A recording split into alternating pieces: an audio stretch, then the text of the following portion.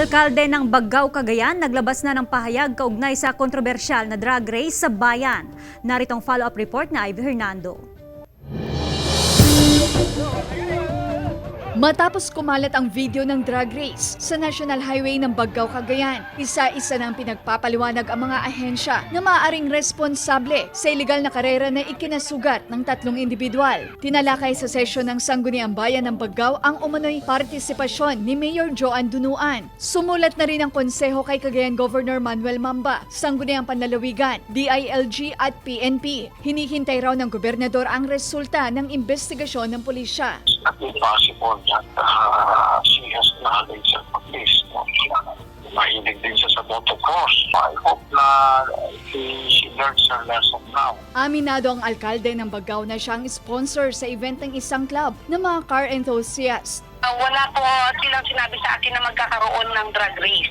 Ang nabanggit lang po nila, i-showcase nila yung masasakyan nila. Hindi rin daw pinahintulutan ng pulisya ang drag race na sana'y isasagawa sa barangay poblasyon. Pero napakasinungaling yan. Yung deny everything. Ang totoo lang, he has a very bad experience with friends. Hirap kausapin kasi iba yung sasabihin, iba yung gagawin.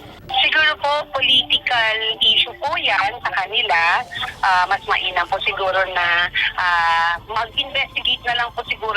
Pero lingid po sa kanyang kaalaman, isa po ako obediently following lahat ng mga programs meron siya. Ang pagiging sinungaling po ng isang mayor ay hindi po katotohanan yan, alam po ng aking mga kababayan. Suportado raw ng alkalde ang isasagawang investigasyon ng pulisya kaugnay sa insidente. Wala pang tugon sa mga tawag ng GMA Regional TV Balitang Amianan ang hepe ng Bagao Police. Ngunit base sa inilabas na statement ng PPO, naharap sa kaso ang driver ng kotse na umararo sa mga biktima. Wala pa siyang pahayag. Kasama si Norman Raca, Ivy Hernando.